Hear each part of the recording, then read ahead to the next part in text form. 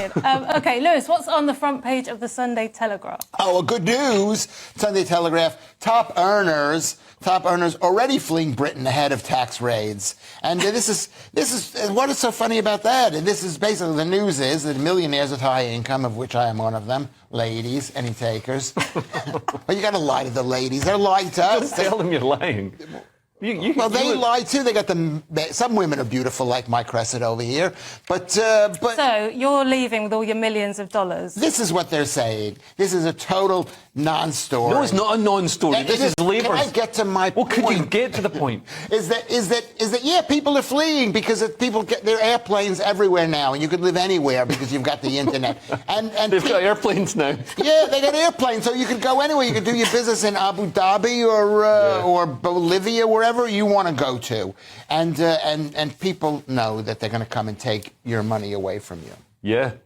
No, I totally agree. Like, and entrepreneurs in particular are particularly mobile. And the worry with this is that entrepreneurs and high earners, as well as paying the most tax and supporting all the lazy Labour voters, all the train drivers and people like, oh, I need to get lots of welfare because I'm too lazy to get a job. As well as supporting all those people, they generate the jobs, they create all the innovation and drive the economy forward. So if they leave to go somewhere else that's got a less restrictive tax regime, less of a communist system, then they'll be generating the wealth and building the businesses in those countries. It's ridiculous. But Labour are advising us that we should have compressed hours, and that might actually be more competitive. Labour have got all these ideas about how to promote growth. Are you saying that that's not true? If people can do their job in fewer hours, then they're lazy. They're not working hard enough. Like, it's ridiculous. You think we could do this show in 12 minutes? No, it's an hour-long show. Lewis can't do one joke in 12 minutes. Well, we're supposed to do the show. It's not compulsory. Leo, let's move on to The Observer, please.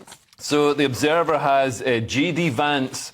They say J.D. Vance attacks working women as being on path to misery in unearthed audio. I mean, this is a bit of a sort of florid retelling of what happened. This is a 2021 podcast, so it's not like he just said it as he's running for vice president. He is Donald Trump's running mate in the presidential election, but he said that professional women choose a path to misery by prioritising their careers over having children. I think that's true in a number of cases. I think it's perfectly possible to have a career and have children as well. Like, my wife's got a great job, much better than mine, and we've got kids, and that's great.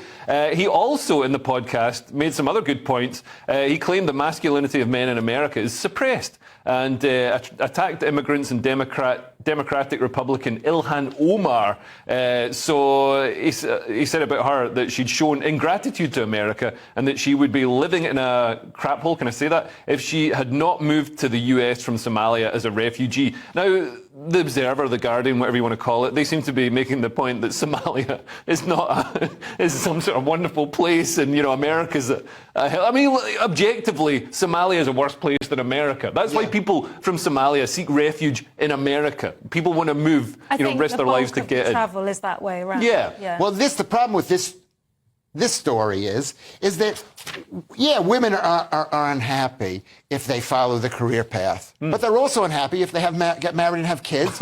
They're just unhappy. I've never met a happy woman. You've never met a happy woman. I've never met a happy I didn't mean it that way, Cressida. I think he's saying something we just don't get to hear. It's not that one's definitely always true and the other's definitely always false. Yeah. It's just that we don't hear this very much. So yes, no, Cressida, you're totally right. We don't get to hear it. That's why it's so shocking. But the truth is that women are unhappy people. But it does point to... support me on this. Look at how his wife's happy. It points to an issue with Donald Trump's campaign, because if he'd chosen, say, Tulsi Gabbard, a strong woman as his running mate, he'd be reaching out to disaffected female voters who might be going with Kamala just because they're, she's a woman, all the rest. But then Tulsi Gabbard will become president at some point. J.D. Vance is he just appeals to the same people Trump appeals to anyway. So it's just, getting the base more likely. They're going to come out and vote for him anyway. So I think Trump maybe made a bit of a strategic error getting J.D. Vance on side instead of I disagree. It is not I've been following this a little bit. It's not a strategic error, because the truth is that people are going to vote vote for Trump are not voting for Trump. They're voting for the side. And people who are voting for Kamala Harris are voting for that side. It doesn't matter Yes, who you can bring more people over to your side. No, people are not going to go over because, she's a woman. Oh, they or would. she's- They would. I think They they definitely would. If Trump had especially an ethnic minority woman, I think that would be... Do you know something? Totally, they would not. And Tulsi's great as well. And you know what? She's not. She might be great, but like all women, when OK, right, 1 minute to do this one, Lewis. Finally, we're going to have a quick look at the front page of the Mail on Sunday. Harry asked former aides to help plot his return from exile, and this is our Prince Harry. He's the second son. He's got no future whatsoever, and he went mental because of his wife. You can blame his wife. Or his mother, or maybe Prince Charles, because Charles was cheating on his wife, so he hated his father, and then he said some bad things about Charles, and now he wants to. I'm not explaining this properly, but the truth is Harry's in America. He's not going back to Britain. And that's fine. That's the news.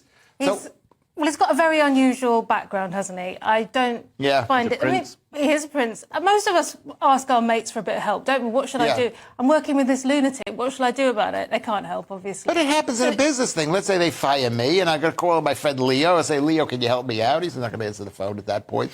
But that's what happens in every business. Who are you going to ask for help except the people...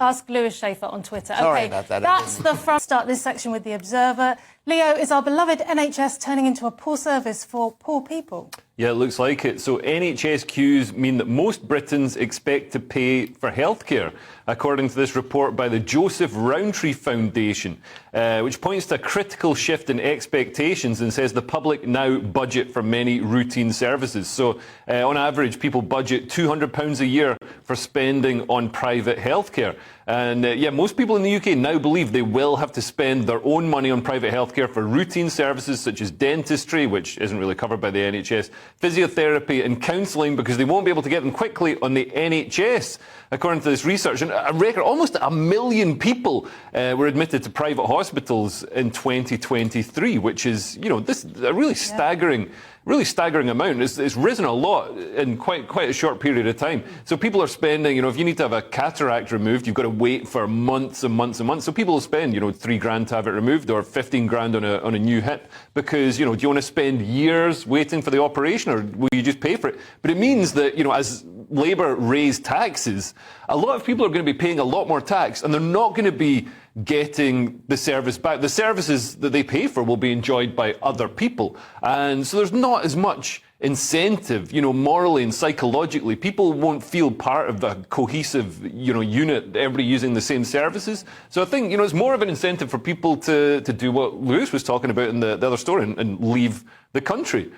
Right. I wondered what you meant. Or maybe you don't use the NHS. Maybe this is...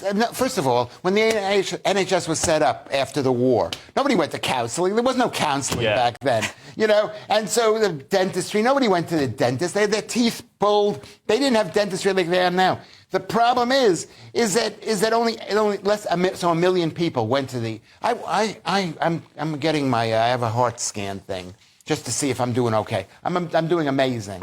But, in America, it's $99. Here, it's $1,300, Cressida. What? 13. I thought America was supposed to be more expensive. No, it isn't, because there's competition. So when you're going to pay for it, you go to the... They say, must have money, so we're going to charge you 13. So really, then, long term, we're looking at private healthcare, aren't we? Well, of course we're looking at... Because the truth is, when they set up the NHS, people weren't... They didn't think, it's like, how long is a piece of string? If it's free, give me an entire ball. Yeah. If I have to pay by the inch, I'll just take this much string. And you can see so many British people, they know the NHS is free, they know that they can get patched up for free, so they let their bodies just absolutely degenerate into, they're fat, they're slovenly, they're lazy. Yeah, Apart completely. from Lewis Schaefer, obviously. Looking at the Mail on Sunday, Lewis, someone in Estonia has plagiarised the Rwanda plan. Oh, yes. Is this in Australia? What is this? What story? No, it's in Estonia. Oh, in Estonia. I thought you said Australia. Did you say Australia? No, I said Estonia, like what it says on the story. I wasn't listening. Sorry. Was that right? I was kidding. That was a joke. This is the slickest The slickest story you've ever covered. This is the worst show that I've ever done, honestly. I just feel like I was fighting all day with my girlfriend. Could you read the headline? British prisoners could soon be housed in Estonian jails after numbers imprisoned in England and Wales hit record high of 88,000. People, so what they're saying is we don't have any prisoners here because we're arresting little old ladies for sending a tweet out or for yelling at a horse or something or for yelling at a cop. We're not allowed to yell at a cop. So we'll send them to Estonia. People don't know where Estonia is. It's above Latvia, which is above. Pretty cold up there. It's pretty cold. It's pretty cold. It's right next to Russia. I bet it's got nice prisons, though. Well-run prisons. You know what? It probably does because I guess because they were a new country and they wanted people to be proud. But only 88,000 people are in prison prison, which is different than a jail. Prison in this country, which compared to like 2.5 million in America, and we are America is large. Yeah, but if our prisons are full, they're full, aren't they, Leo? Yeah. What do you think about this? Is this madness or is this a practical solution? Yeah, this is a practical solution. This is a lot like using private healthcare when the NHS doesn't have capacity to treat everybody because you've opened your borders to the entire world. Yeah. So this is sending people to Estonia to go to jail there. It's the private sector.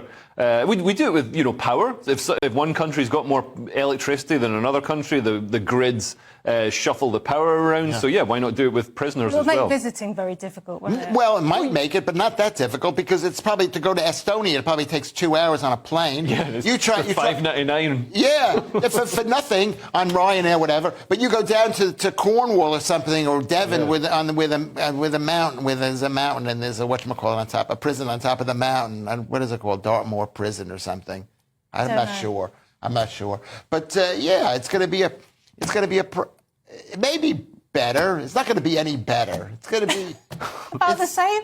But the real problem is we're locking up, like Lewis said, locking up 11-year-olds. We're locking up, women who send a tweet. And some of the memes that are being shared aren't even offensive. I don't know how any judge could see them as inciting violence or anything like that. So I think we need to look at the two-tier justice system. Even the police, the front cover of one of the other papers was saying, basically the police were admitting, we need to tackle this perception by stopping doing it. Very good.